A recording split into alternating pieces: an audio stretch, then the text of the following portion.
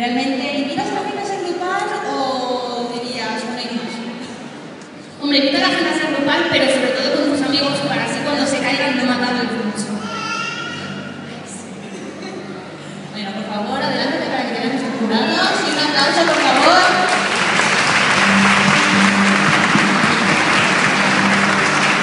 Y que se acerque toda la grupal para hacerse fotos juntos.